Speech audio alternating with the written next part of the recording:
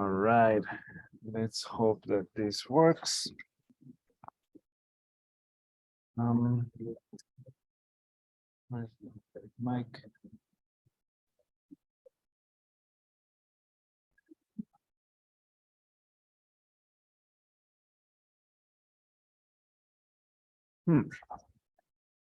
Someone else say something. All right, before we get started to today's Python.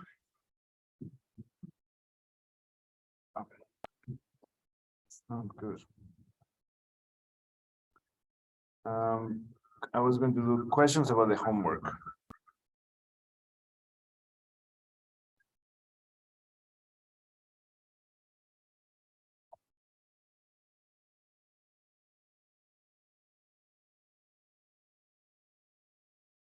Why can I not mute this thing?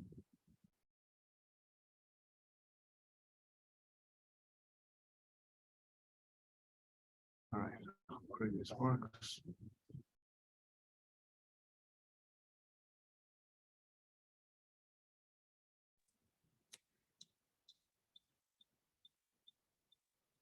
Well, let's see.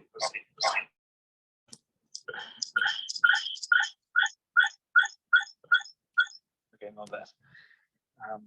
I'm unmuted here, and I cannot hear myself, but hopefully people on Zoom can hear me. Can people on Zoom hear me? And I guess yes. For the homework,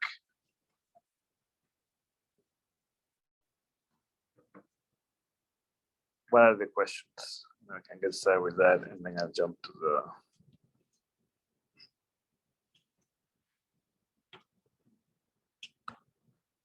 questions. Yes. So I don't know if this is the right way to start, but with problem one, when it comes to writing Python code. Yep. The Python example space that uses like a beam with a cross-sectional area of a knot, and I'm not quite sure how to transform that into something that has a radius that. But you don't need to worry about the. I mean, the equation is different. The question of homework 3 problem 1, there's no area whatsoever, right? I mean, you are given the strong form. So for problem 1, the strong form is k and then r d square theta dr square. I think this is the, and then there's an r here and then an s. I think it's something like this, right? So there's no area. There's a k, there's an s. These are numbers. So this is some number. This is some other number. And then there's r is the variable. You can think of this, if it helps, I will replace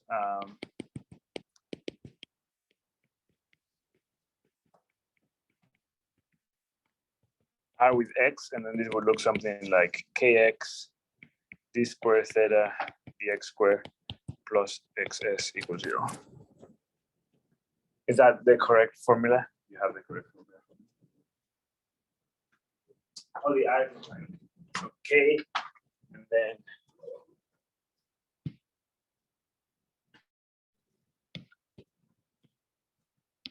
so k, and then d dr r d theta dr, and then I said plus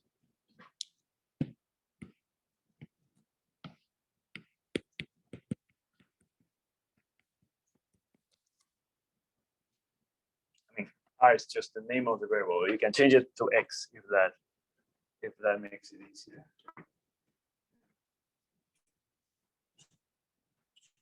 So there's no area here. So you don't need an area. The other is for comparison. What does the strong form of the elasticity problem look like?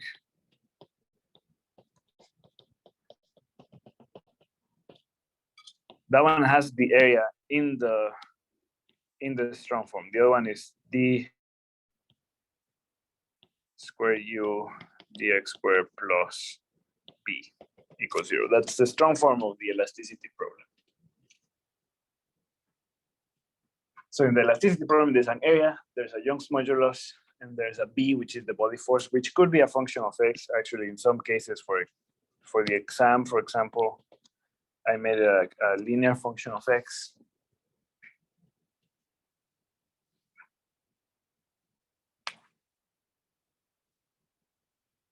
But in the problem one, there's just no area.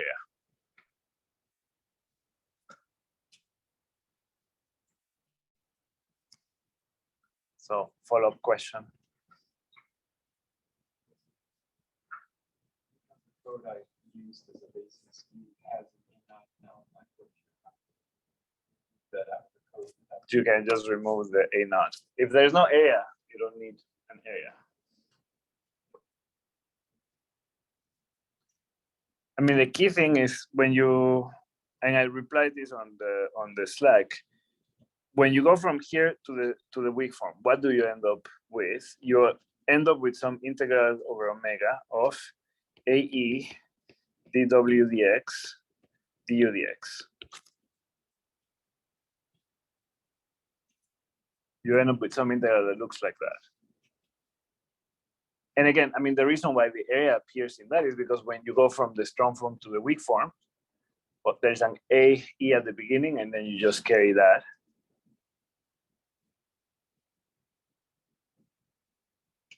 Then when you plug in, so then you plug in the fact that W is the sum of Ni Wi, dW dx is the sum of dni dx Wi, U is the sum of Ni of x Ui, du dx is the sum of dni dx Ui. That's the final element interpolation.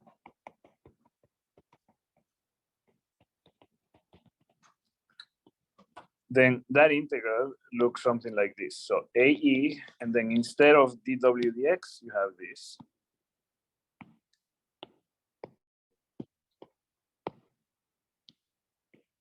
Instead of du dx, you have this.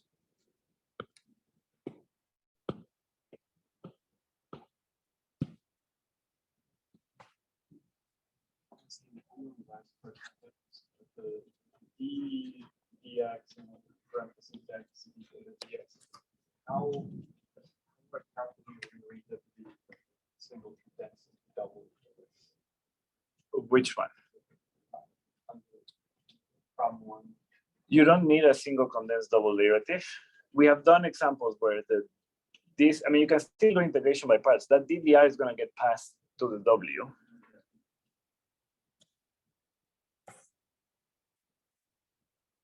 I mean, if you want, I can just say this. Actually, I think the way that it appears on the book is like this.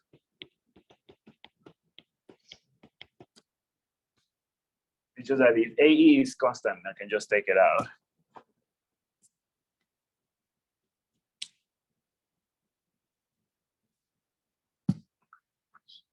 Which in most of our cases, AE is constant. So I just take it out and then you end up with the double derivative, d squared u dx squared. But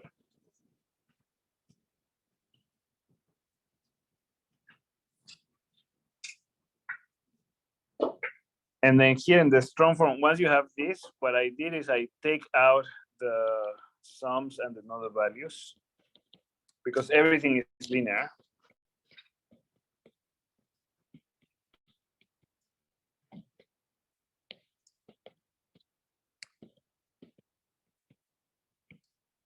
Then you end up with some wi integral of AE dni dx dnj dx uj.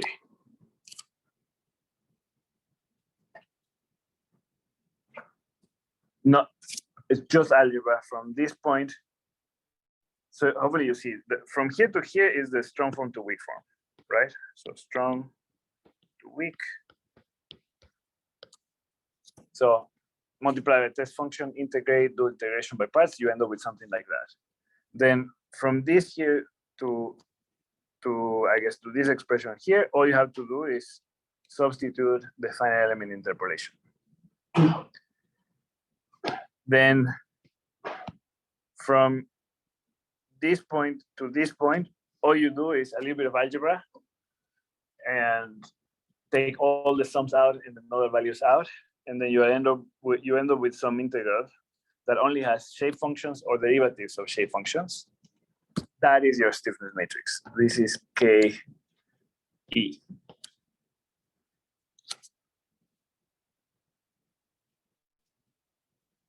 And it's that integral of AE dni dx, dnj dx. There's, for the linear element, there's two choices for the shape functions. So this matrix has 4 components because you can have the 1, 1 option, the 1, 2 option, the 2, 1 option, and the 2, 2 option.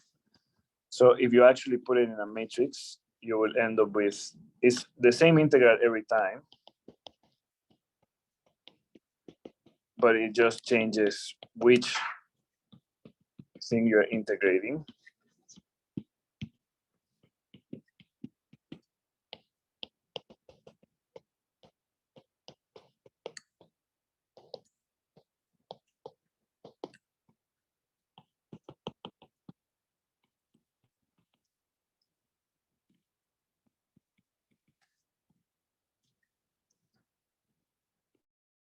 From here to here, there's nothing but just expand out with all 4 options.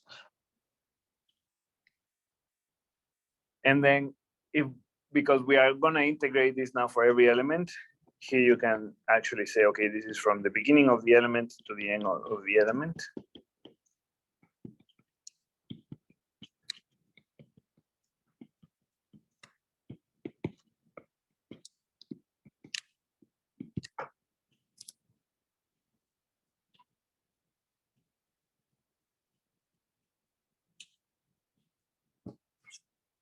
And if you actually do the integral, you have what the shape function 1 looks like is, x minus x2e over x1e minus x2e.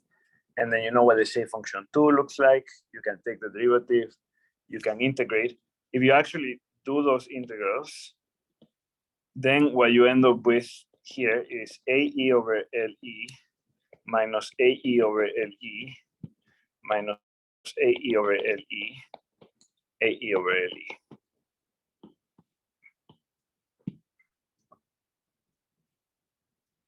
Or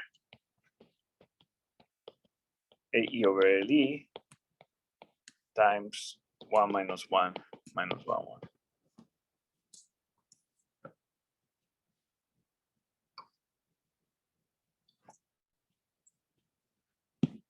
That's the process. Now, for the code, here you can see that there is an area, because that area and that E, I'm just carrying those through from the beginning.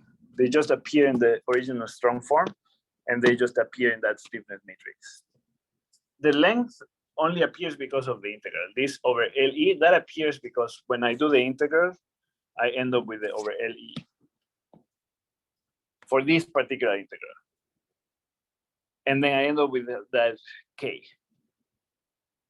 In the homework, here you have the strong form. Again, if it helps, I think I would change the R to X. So you have the strong form, multiply by the test function, do integration by parts. You're gonna get some integral. I'm not gonna write it out because you need to do it, but I can tell you that integral will involve dw dx, and it will involve d theta dx, but it will have other things. It will not have an area, it will not have a Young's modulus, but it will have the k, and it will have the x.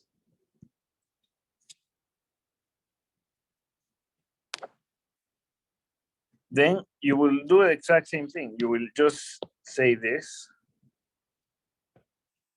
exact same thing, but theta instead of u.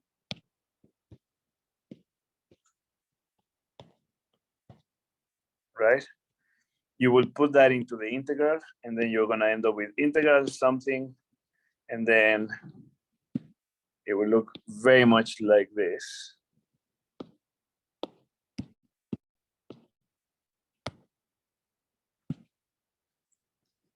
But there's something different here that is specific to this strong form.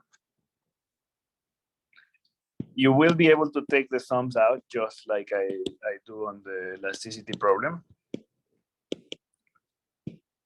You're gonna get some integral, you'll get some stuff. In this case, for the problem one, you will get something very similar in terms of the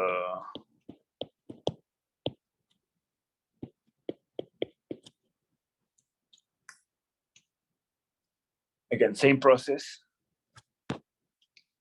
And this is gonna be your stiffness matrix for this problem.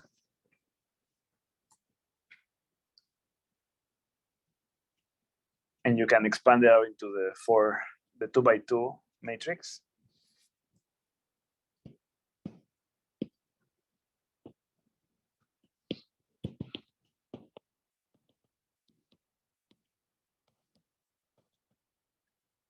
It will not be 1 minus 1 minus 1 1 times AE over LE. Because this stuff right here is different. So you have to be careful with that stuff.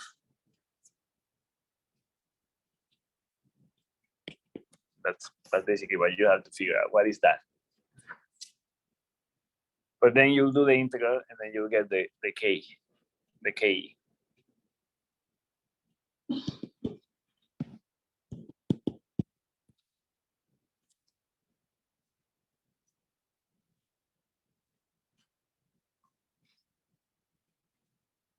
And again, that K is gonna be different. It's gonna get something, and it's gonna be something that is different from the elasticity one.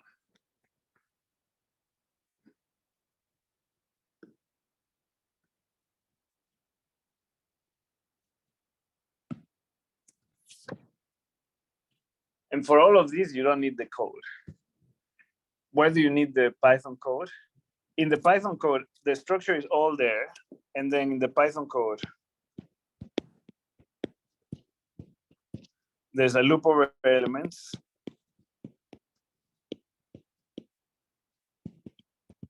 Right? For each element, you get M1, you get M2, you get X1E, you get X2. And then in the, let me just put it in parallel.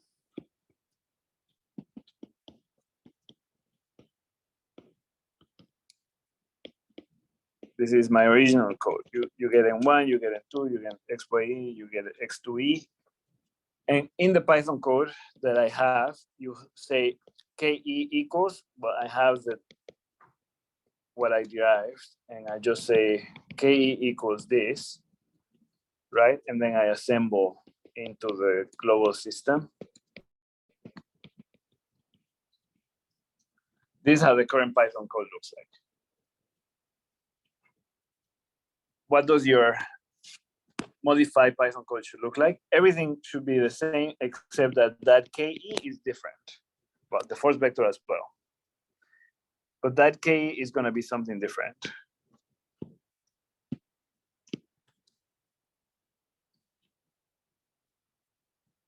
But the rest of the code you can use. Here, there is some KE because there's a particular strong form. In the homework, there's just a different KE. Actually, the force vector is also a little bit different, but that's basically the change that you need to do in the code.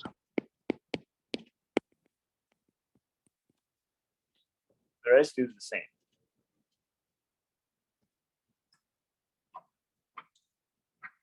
Similar for the force vector. Now for the force vector for problem 1, that one is really not that different, because if you just scroll back here, I mean, this force vector that you get from here, RS, if you think of R as X, is basically just a linear function, right? So this is basically this will be the same as the examples for the elasticity problem, where B of X is just X times a constant. Right, so the force vector is actually the same as the elasticity problem for a linear B of X. So for the force vector, all you have to look, you can look this up. So look up B of X equals, I mean, actually, I think the example that I did in PL3 is B of X a linear function. So I think B of X is CX in the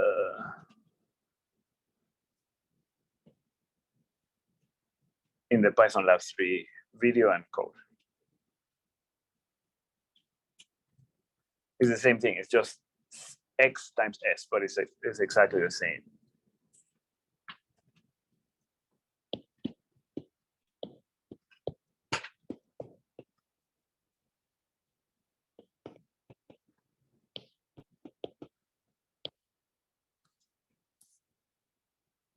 Just think of S as C. That's it.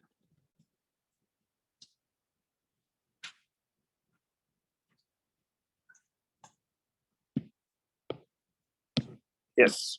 So I was like following the book, and then it had like 3 different vectors, like force vector and temperature. Just kind of explain what they all mean. For one where you calculate from the and one where you're not. I think that's exactly what they like.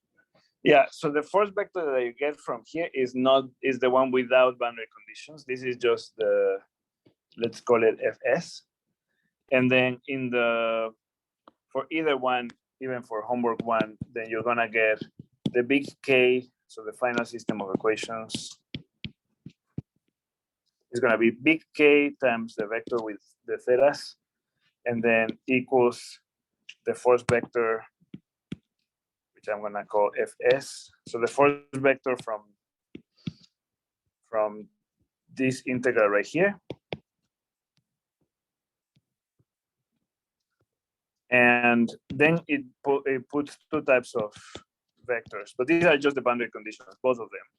This is basically the natural boundary condition vector. And then this is the unknown reactions corresponding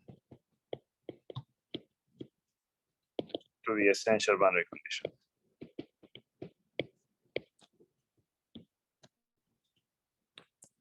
So it says the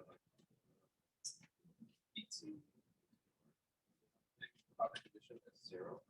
Which one of the 3? So natural boundary condition means you know the derivative. So in this case, you know d theta dr.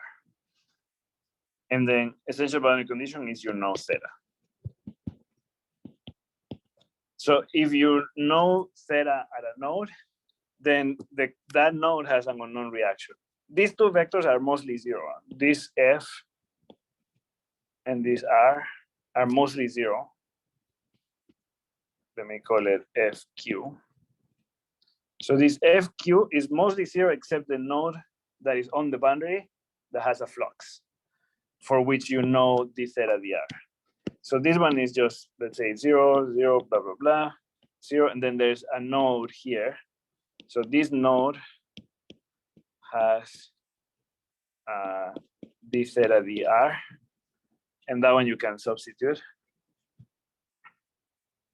And then 0, etc. So it's mostly zeros, just the non-derivative value will go in there. And then this other one will also be mostly zeros, and then there's just one node for which you know theta, reaction unknown. So that one you just put, reaction. So these are mostly zeros. It's just the nodes that are on the boundary. If there's a known value of the field, so a known value of theta in this case, then you just put an unknown there. And for the derivative, if you recall the strong form to weak form, the derivative term continues there because you don't get rid of that. So you just substitute it at the end.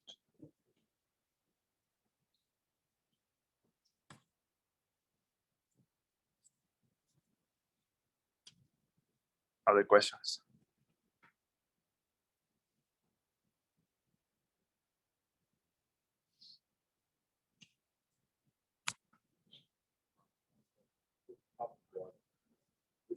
Would you trouble about putting like the one and R group one? It's like the only boundary. Yeah, I would put node 1 at the right end at r equals 1. Yes. So it's at the very beginning. Yes. Where does the FS come Fs is this one. It comes from this x times s. So in the Python Lab 3, if you go to the video of Python Lab 3 and to the Python notebook, there is a term bx, b of x, which is just c times x. I'm pretty sure that I did that for the Python Lab 3. And that one contributes a force vector. So in the Python Lab 3 video and code, there's going to be a force vector that comes from integrating this guy, this b of x times equals c times x.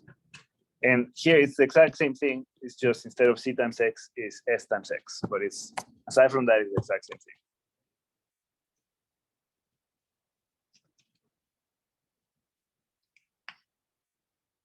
Questions? Okay, hopefully that clarifies a little bit for problem 1. Again, really the major change with respect to the Python Lab 3 is that stiffness matrix. That's really the big change.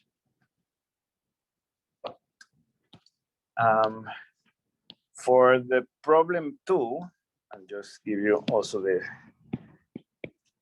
rundown from problem 2. Again, the main thing is the change in the stiffness matrix. That's so different strong form, different stiffness matrix, and force vector. But in this case, the force vector is 0.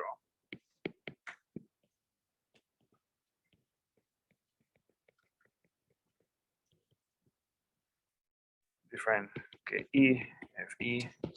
So for this problem, it's something like V d theta dx plus, I don't remember, but let's say K d square theta dx square equals 0, something like this.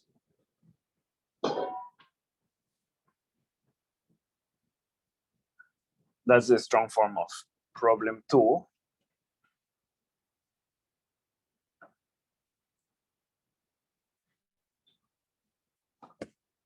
So here, where you do the strong form to weak form,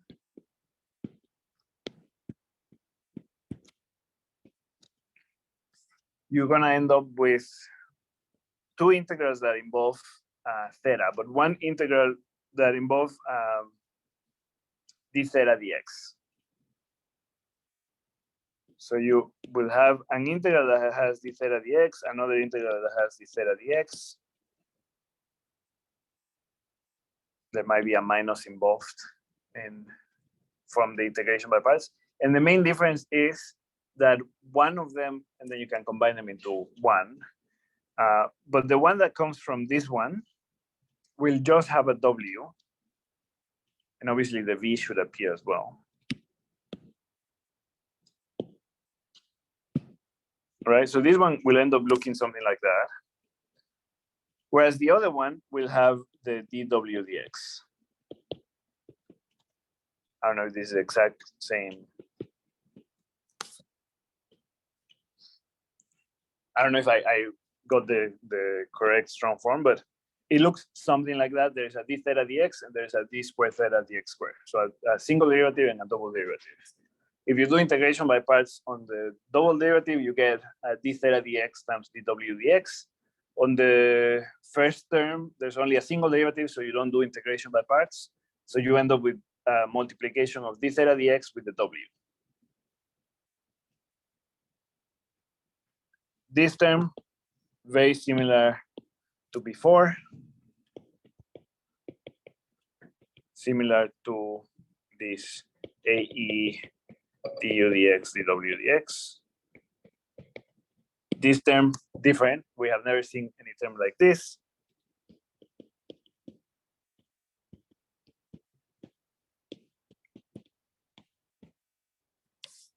But it's there. You know, when you do the strong form to waveform, it will be there.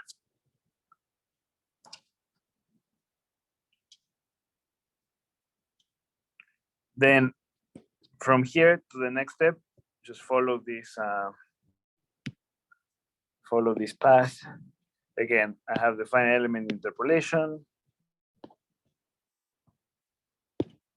I put it into the integrals.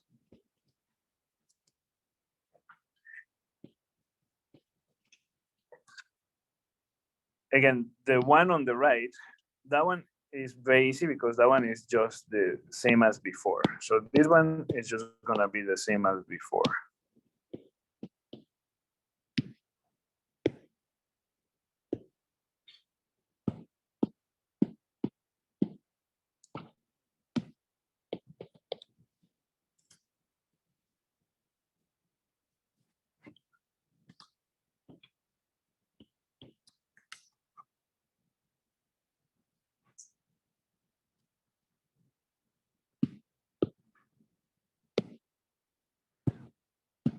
And the one that you should be careful with is this other one.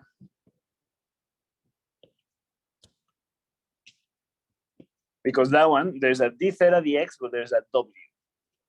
So when you substitute, the d theta dx is this.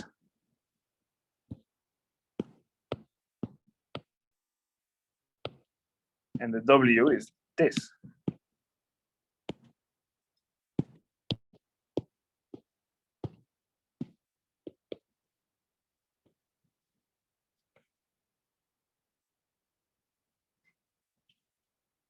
Then what are you going to do? Take out the sums and take out sums.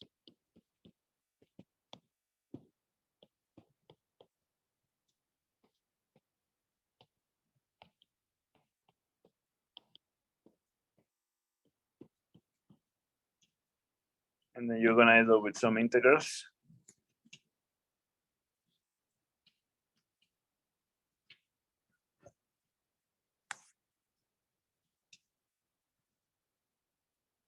And then the integral right here, this one is nothing special. This one is just k dni dx, dnj dx.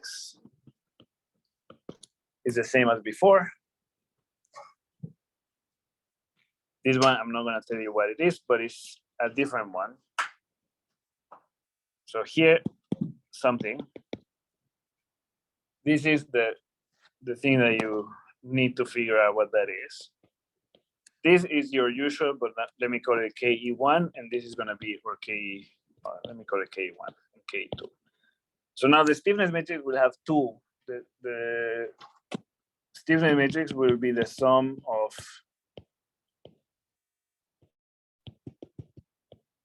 two matrices.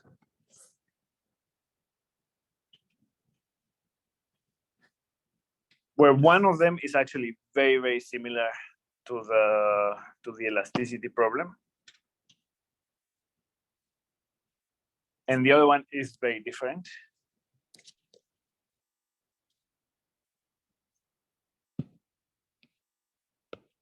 So this one should be very similar to before.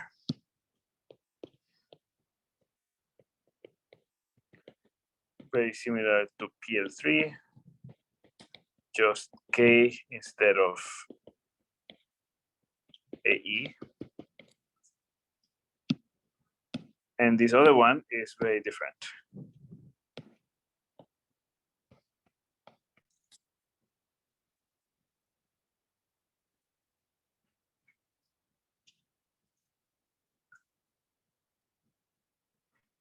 In the Python code, that's the change that you need. You need to add that extra K.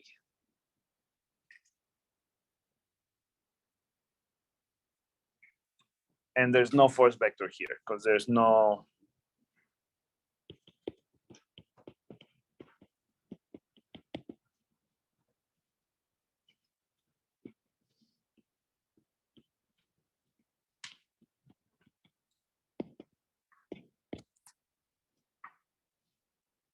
There's still the boundary conditions.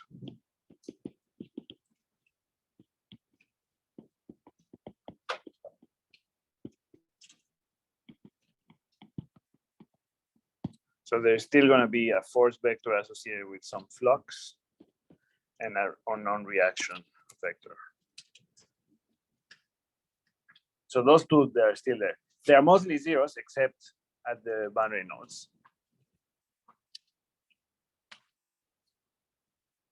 Actually, this problem has two essential boundary conditions. So even this one is zero. Because problem has only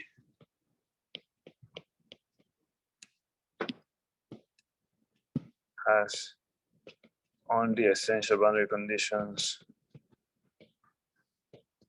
no flux boundary conditions. There's no fluxes, so even the FQ is zero. So the FS or FB is zero, the FQ is zero. The only one that is non-zero is this. That one, there's two unknown reactions in that vector.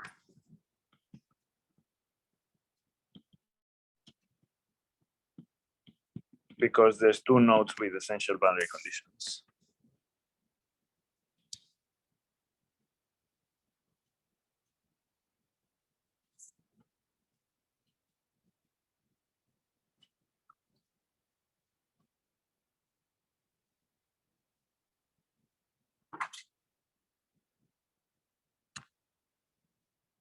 Hopefully that clarifies a lot of homework 3.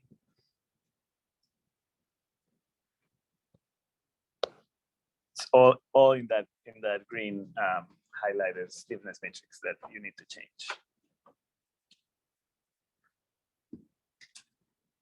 All right.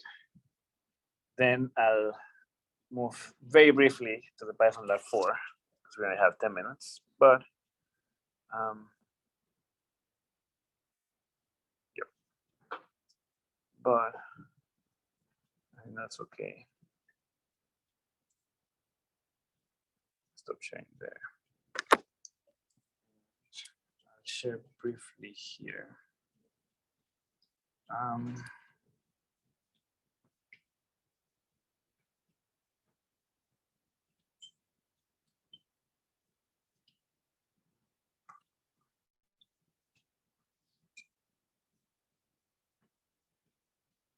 Oh, what?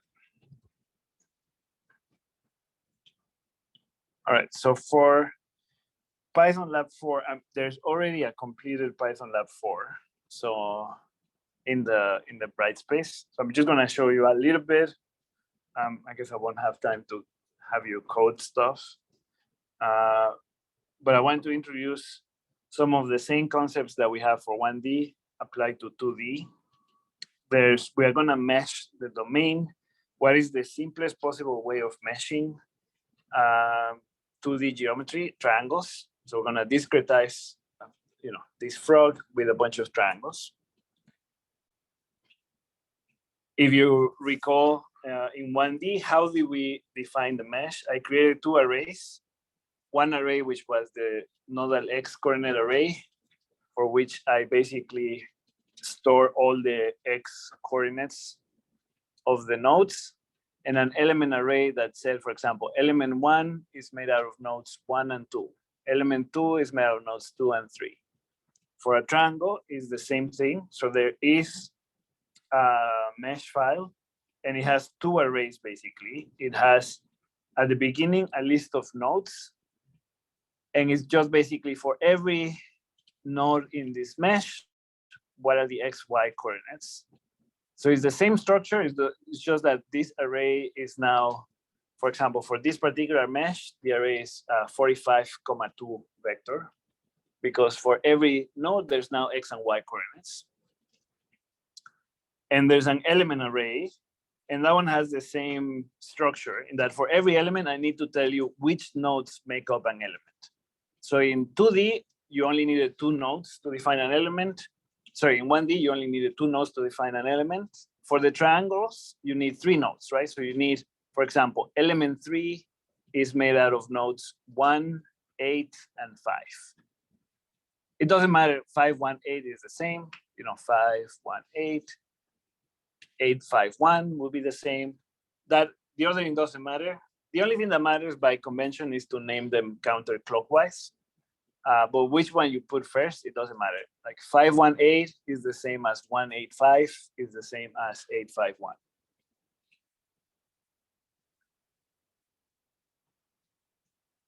And then, yeah, as usual, depends if your indexing starts from 0 or for 1, you just need to be careful. But the idea is the same. So the mesh is you have an array of coordinates. The difference with 1D is that in 1D, you only had X coordinates. Here you have X and Y coordinates for every node. For the elements, it's the same idea. Which nodes make up an element? The difference is that in 1D, you only need 2 nodes to specify the element. In 2D, you need 3 because of the triangle. So that's one. Then shape functions. Going back to the 1D case, in 1D, I showed you a way of constructing functions for an element. And if you remember, the N1 function was 1 at node 1 and then goes to 0 at node 2. And the second shape function was 0 at node 1 and then it went to 1 at node 2. And there's ways of finding those. For example, x2 minus x over the length of the element, and the other one is x minus x1 over the length of the element. In 2D, I won't show you a way to derive them. You just need to use them. So there are some functions, and the important thing is that they are the same idea. So N1 is a function that is 1 at node 1, and then it goes to 0 at the other 2 nodes. N2 is a function that is 1 at node 2, and then goes to 0 at the other 2 nodes. And then 3 is a function that is 1 at N3, and then it goes to 0 at the other 2 nodes. And then, yeah, just don't worry, there is a formula. And you can see that these are the only difference, obviously, in 1D, the functions are only a function of x. In 2D, they are a function of x and y. So if you go here, you can see that there's x and y. All the other ones are numbers, just the coordinates of the element. So here, x2e, y3e, x3e, y2e, these are just x and y coordinates of the nodes. But these are functions of x and y. It's 2D functions. Then, similar to 1D, in 1D, if you want to interpolate a function, you just have the sum of the shape functions times the nodal values. In 2D, exact same thing. A function, if you want to evaluate the function, just sum the shape functions evaluated at some x and y times the nodal values. So same structure. The only difference, again, is that before the shape functions were just a function of x, now they are a function of x and y because it's 2D. But the structure is the same.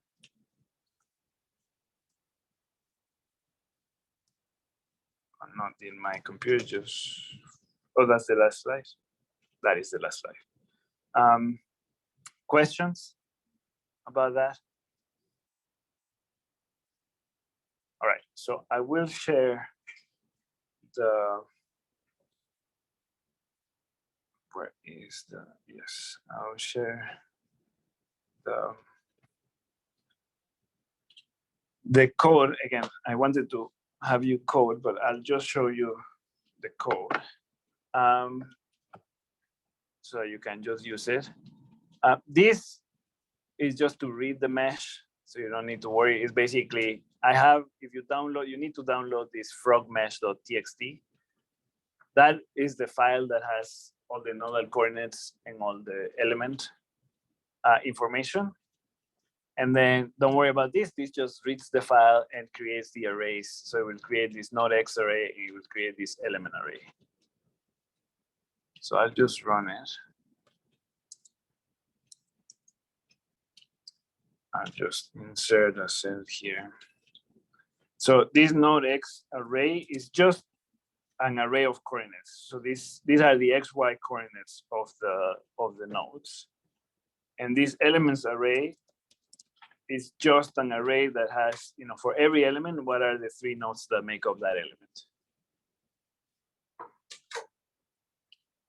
Then this is literally taken from the slide. I took this directly from the slide. This gradient, I just took the derivatives of the shape functions with respect to X and Y. So you can see that if I have the shape functions, I can take derivatives. So I took the derivatives. I call it gradient because if the shape function is a function of X and Y, I need to take derivatives with respect to X and Y.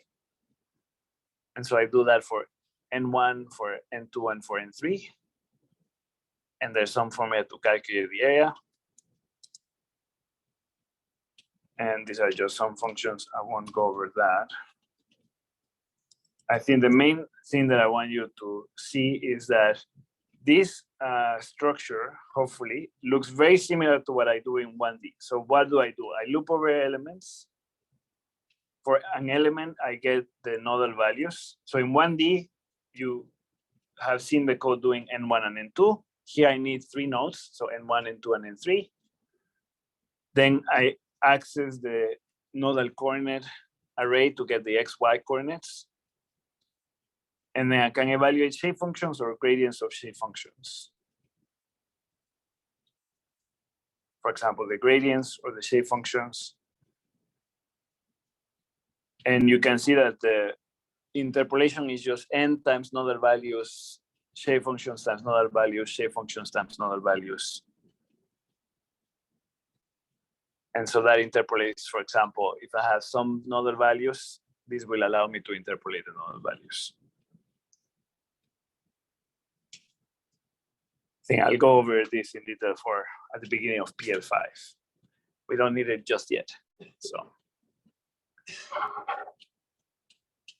okay, that's it. I'll see you on Monday.